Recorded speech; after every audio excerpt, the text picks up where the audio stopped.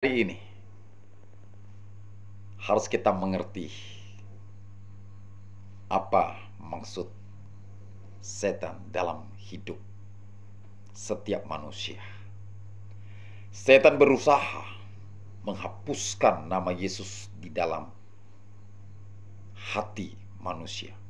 Setan berusaha menghilangkan kekaguman manusia kepada Yesus Kristus.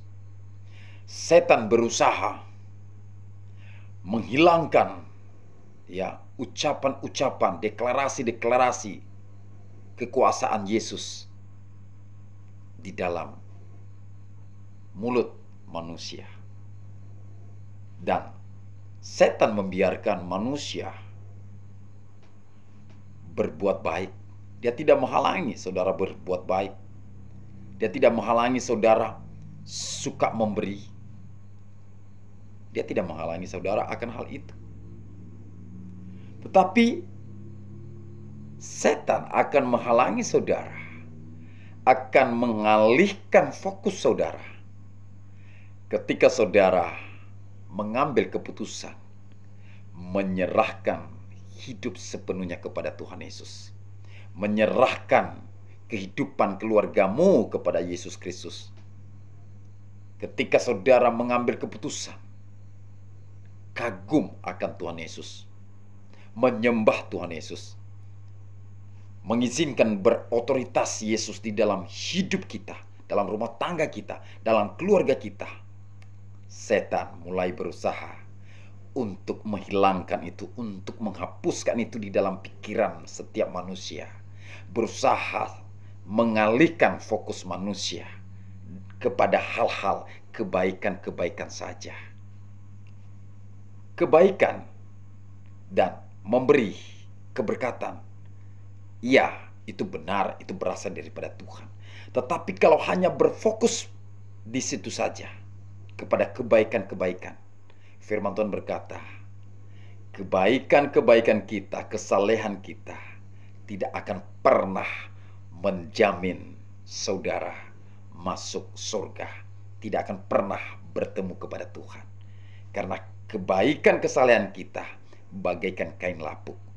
Tuhan mengajarkan kita untuk berbuat baik, untuk hidup saleh, untuk menjadi orang yang suka memberi. Tetapi yang menjadi permasalahannya, yang menjadi kutuk akhirnya bagi manusia karena kagum akan apa yang diberi Tuhan, bukan kagum kepada Tuhan yang memberi. Saudaraku yang kekasih dalam nama Tuhan Yesus, harus kita renungkan firman Tuhan ini. Kita sadar hari-hari ini setan berusaha mengambil otoritas Yesus di dalam hidup saudara, dalam rumah tangga saudara, dengan cara mengalihkan fokus saudara, mengarahkan mata saudara kepada hal-hal kebaikan-kebaikan saja. Makanya banyak hari-hari ini orang-orang meninggalkan Tuhan Yesus.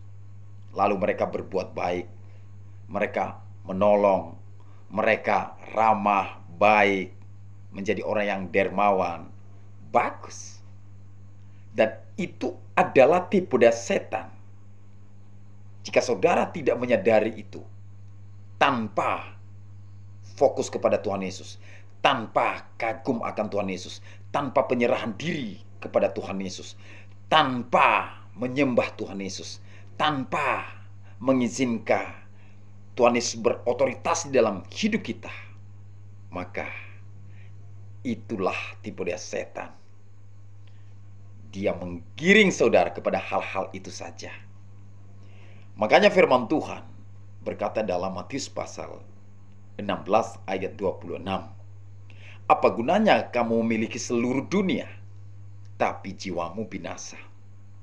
Kalau kita memiliki seluruh dunia, harta duniawi, orang-orang yang diberkati secara harta duniawi bisa bermurah hati, bisa menolong, bisa memberi, tetapi tidak ada kekaguman akan Tuhan, tidak ada penyerahan diri sepenuhnya kepada Tuhan, tidak ada kedekatan, dengan Tuhan, tidak ada keintiman dengan Tuhan, tidak ada kerendahan diri kepada Tuhan. Mereka mengandalkan kebaikan-kebaikan saja. Itu sebabnya firman Tuhan berkata, jiwamu binasa. Saudaraku yang kekasih dalam nama Tuhan Yesus, hari-hari ini adalah hari-hari yang singkat, di mana Tuhan akan datang kedua kali. Mari persiapkan diri saudara, keluarga saudara, anak saudara, saudara, dan keluarga saudara sebisa kita jangkau. Kalau memang saudara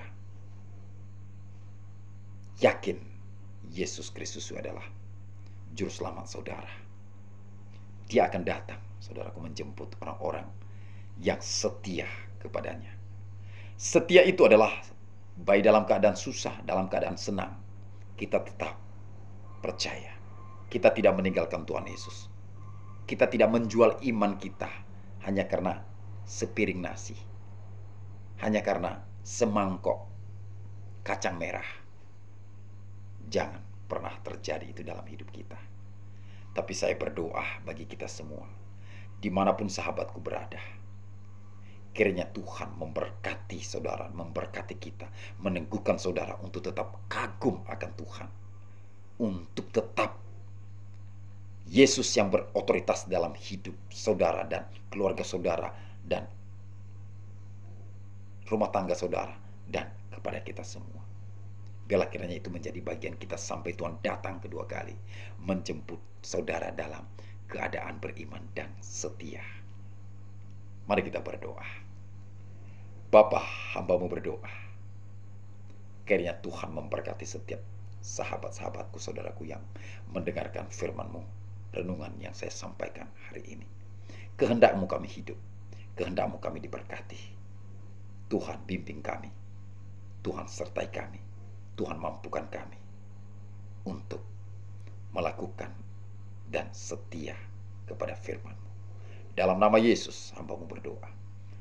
Bapak, Ibu, saudaraku yang kekasih dalam nama Tuhan Yesus, kalau saudara sakit, lemah tubuhnya, letakkan tangan saudara di bagian tubuh saudara yang sakit. Saya mau berdoa. Kita percaya Yesus menjamah setiap orang yang haus, yang rindu kepadanya. Mari letakkan tangan. Bapa, aku berdoa, Tuhan jamah setiap orang-orang yang meletakkan tangannya di bagian tubuhnya yang sakit, yang lemah. Di dalam nama Yesus, sembuh engkau dari sakit penyakit. Dalam nama Yesus Kristus, demi nama Yesus, terima sukacita, damai, sejahtera dari Yesus Kristus. Amin.